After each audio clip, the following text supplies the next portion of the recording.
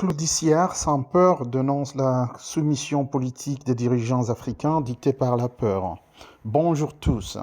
Claudiciaire, journaliste français et militant engagé pour la cause africaine, a récemment pris la parole sur la chaîne de télévision Afrique Média, où il a dénoncé sans détour l'attitude de certains présidents africains face aux dirigeants occidentaux. Selon lui, ces chefs d'État africains hésitent à exprimer la vérité par crainte d'être évincés du pouvoir, ce qui maintient le continent dans une forme de dépendance néocoloniale. Une soumission politique dictée par la peur. Claudiciaire a mis en lumière le fait que plusieurs dirigeants africains évitent d'adopter une position ferme face aux puissances occidentales. Il explique cette frilosité par la peur de représailles, qu'elles soient politiques, économiques ou même sécuritaires. Pour lui, cette attitude empêche l'Afrique de s'affirmer sur la scène internationale et de prendre en main son propre destin. Je vous laisse suivre l'interview et vous retrouve à la fin de la vidéo pour la conclusion de la question du jour. À toutes. Aujourd'hui, ce que l'on voit aujourd'hui, et j'ai envie de parler après les indépendances, c'est-à-dire à partir de 1958 pour la Guinée et 1960 pour les autres pays. Ce que on assiste à quoi? On assiste à des gens qui ont été formés à l'école coloniale et qui donc sont parfois incapables de raisonner comme aurait pu raisonner un Africain si on n'avait pas obligé à être chrétien, à parler français, à parler anglais, à parler portugais, à parler espagnol pour la Guinée équatoriale. Il faut bien comprendre ça. Et si aujourd'hui on reproche à nos pères, à nos grands-pères, à nos grands-mères d'avoir été ça, c'est que nous sommes irrespectueux et c'est parce qu'on ne comprend pas ce qu'est un être humain. Aujourd'hui, là nous sommes en 2025, et lorsque des pays sont encore capables de vendre leurs matières premières sans savoir combien, je parle du pétrole par exemple, mais pas seulement, des minerais également, sans savoir qu'est-ce qui est puisé dans les sous-sols, alors que les pays du Golfe savent le faire et contrôlent très bien la production du pétrole et du gaz, et c'est pour ça qu'ils sont riches et construisent, développent leur pays et permettent à leur population de vivre mieux. Nous, on a encore ce complexe du colonisé.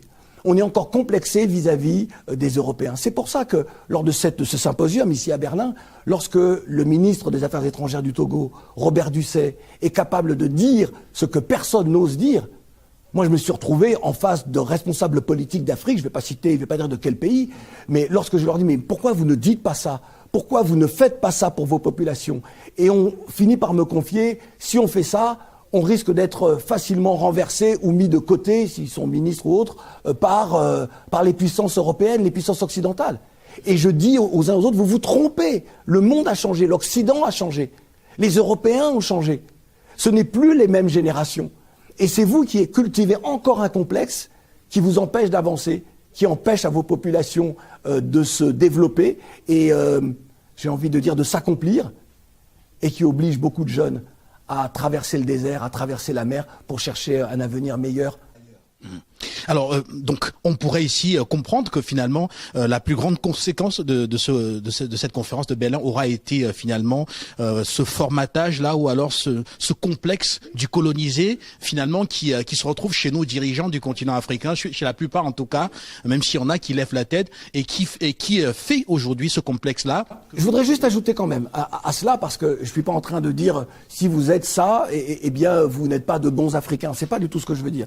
Parce qu'on ne saura jamais ce que nous aurions pu être s'il n'y avait pas eu la colonisation et l'esclavage. Vous comme moi. Mais l'idée, ce n'est pas d'essayer d'être aujourd'hui ce que nous aurions pu être. Nous sommes déjà. Mais est-ce que la dignité est au cœur des décisions que nous prenons au quotidien? Pour les membres de notre famille, pour notre village, pour notre ville, pour notre pays, lorsque l'on préside aux destinées du pays, ou lorsque l'on est responsable politique, dans l'opposition ou pas d'ailleurs, ou lorsque l'on est un grand capitaine d'industrie. Est-ce que nous sommes toujours muets par cette idée de courber les chines devant l'européen et devant l'occidental? Ou est-ce que nous sommes capables de regarder l'occidental dans les yeux en lui disant « Mon bénéfice et celui de mon peuple, c'est d'agir de telle façon ». On collabore ou on ne collabore pas? Et beaucoup de gens sont encore aujourd'hui incapables de cela. Et c'est pour ça qu'on vit une époque, à mon avis, on vit une époque formidable. On vit une époque d'explosion des revendications, parfois avec violence, mais toujours avec détermination et avec sincérité. On est dans une période où parfois les mots sont très durs. Les mots sont très durs de la part de panafricains, de panafricaines, et qui, presque leurs propos, leurs postures, ce sont des crachats au visage de celles et ceux qui nous manquent de respect. Et d'autres sont beaucoup plus diplomates dans leurs propos. Mais il faut les deux, il faut tout ça, justement, pour gagner le monde, pour créer un monde qui nous ressemble, nous, Afro, et qui nous rassemble. Il faut cette diversité-là, à la fois d'opinion, mais en allant toujours dans le même sens, c'est-à-dire que c'est l'avenir de nos enfants, parce que nous sommes déjà, nous, des générations sacrifiées, mais l'avenir de nos enfants et l'avenir du monde. Alors, pour sortir de cette première partie qui est concentrée sur les conséquences de cette conférence de Berlin, alors quelle est, à part ce que vous venez de citer, quelle est pour vous la conséquence qui serait la plus grave et qui aurait des répercussions assez, je vais dire, pourquoi pas catastrophiques sur l'état actuel du continent? L'éducation. L'éducation, et ça commence par les manuels scolaires. Lorsque vous avez, en Afrique francophone ou anglophone, des manuels scolaires qui souvent commencent à la colonisation, vous créez des imaginaires chez les jeunes, des imaginaires faux et des imaginaires de soumission. C'est-à-dire que comment un livre d'histoire au Cameroun, au Tchad, en Côte d'Ivoire, ne peut-il pas commencer plusieurs siècles avant la colonisation? Dire que la colonisation a été un épisode tragique de notre histoire, qui nous a fait changer de monde, qui fait qu'aujourd'hui, pour se comprendre, vous et moi, on se parle en français, mais qu'importe, on est capable de se parler en français et d'être nous-mêmes. On est capable d'enseigner à nos enfants ce qui les rendra fiers de ce qu'ils sont, et non pas en se disant ils ne vont voir le monde, comprendre le monde et se comprendre eux-mêmes qu'à travers une histoire écrite par d'autres. Comment des manuels scolaires peuvent être édités par des maisons d'édition des anciennes puissances coloniales? Comment voulez-vous construire des esprits forts et dignes comme cela? Aux États-Unis, ce ne sont pas les Français qui éditent les manuels d'histoire des États-Unis. Des manuels d'histoire qui, d'ailleurs, valorisent un grand pays qui, pourtant, s'est bâti sur le génocide, sur la colonisation, le génocide des peuples autochtones, la déportation des Africains. C'est ça la réalité de ce pays-là. Et c'est pour ça que lorsque j'entends le président Trump vouloir élever un mur plus grand, ou avoir des politiques plus répressives encore face à l'immigration, je lui rappelle juste que l'immigrant, c'est lui. Le migrant, c'est lui. Les peuples autochtones qui veulent franchir, qui veulent voyager sur leur continent, le continent ancestral, celui de leurs ancêtres, donc, on devrait avoir le droit de migrer et de se promener. Parce qu'on leur doit quelque chose. Il y a des réparations qu'on doit à ces peuples-là. Et donc, la conférence de Berlin, elle a des répercussions extrêmement terribles sur les jeunes générations. Et moi, ce qui m'étonne toujours, c'est que beaucoup de jeunes, en Afrique, ou de jeunes afro, à travers le monde, des diasporas, ne connaissent pas la conférence de Berlin. Ils ne savent pas. Ils ont entendu vaguement parler de la conférence de Berlin, mais ils ne savent pas ce que c'est. Et j'ai eu entre les mains un manuel d'histoire d'un pays d'Afrique que je ne vais pas citer, francophone, et on parle de la conférence de Berlin, mais en des termes positifs. Et ça, c'est pas possible. Ça, ce n'est pas possible. Donc les conséquences, elles sont avant tout pour moi sur l'éducation. Parce que si vous donnez une mauvaise éducation à votre population, eh bien, de façon individuelle et collective, il est impossible que vous puissiez construire une nation forte. Lorsque la Corée du Sud, fin des années 50, après la guerre de Corée, début des années 60, elle est au même niveau que le Burkina Faso, elle est au même niveau, elle est même un peu plus bas que le Cameroun. Regardez aujourd'hui la Corée du Sud. Pourquoi ? Parce qu'il y a eu une politique volontariste sur une éducation à marche forcée pour que dans une ou deux générations, les enfants soient des têtes, des gens qui réfléchissent et qui inventent, qui innovent. Voilà pourquoi la Corée du Sud est le pays que nous connaissons. Pareil en Chine. Ne sommes-nous pas capables de faire la même chose en Afrique? Pourquoi nous n'avons pas été capables de faire la même chose? Tout simplement parce que nous avons encore ce complexe de coloniser. Lorsque je vois que dans certains pays anglophones, les magistrats portent encore ces perruques du XVIe siècle, les perruques comme en Angleterre, Mais vous vous dites, mais c'est jusqu'où, jusqu'à quand allons-nous singer les autres? Et ne peut-il pas y avoir, puisqu'il y avait une justice qui était rendue dans nos pays avant la colonisation, ne peut-il pas y avoir des costumes traditionnels, justement, ou ceux que portaient nos ancêtres lorsqu'ils rendaient la justice? Sous l'arbre à palabre ou pas, ou sous la grande case du chef, ou qu'importe. C'est ça, c'est comme ça qu'on reconstruit des imaginaires. Et la question que je pose toujours aux uns et aux autres, c'est qui sommes-nous? Qui sommes-nous au regard de ce que l'on vient de dire, au regard de l'histoire, au regard de religions qui sont souvent des religions importées ou pas? Moi, je suis pas en train de, moi, je suis un respectueux des croyants, tous les croyants de toutes les religions, parce que ça relève de l'intime. Mais qui sommes-nous dans ce monde qui a été façonné par d'autres, dans lequel nous sommes et dans lequel nous cherchons notre dignité, alors que pourtant notre dignité elle est en nous, à nous d'aller la faire jaillir. Qui sommes-nous dans ce monde-là? Et lorsque les uns et les autres auront répondu à cette question-là, ils commenceront à comprendre le monde dans lequel ils sont et le monde qui les attend s'ils sont capables de le construire. Merci Claudie. Et d'ailleurs le professeur Robert Dussé tout à l'heure qui évoquant Emmanuel Kant, même s'il a cité aussi beaucoup de penseurs africains, a tenu à dire, également à poser cette question. On ne peut pas évoluer, on ne peut pas exister et évoluer si on ne sait pas déjà qui nous sommes. Absolument. Alors maintenant pour terminer, comment est-ce que vous entrevoyez un avenir ou alors l'avenir entre l'Afrique et l'Europe après ces années de colonisation, avec tout ce qui se passe aujourd'hui? Pensez-vous qu'on soit encore capable, entre Africains et Européens, de bâtir un avenir? Le professeur Dussé pense que si on fait preuve de sincérité, on pourrait en définir, sur la base de cette sincérité-là, un avenir radieux pour les uns et les autres. Vous, qu'en pensez-vous? Le professeur Dussé a raison de dire ça. C'est un diplomate. Il a une vision pour son pays et pour l'Afrique en général et les afrodescendants.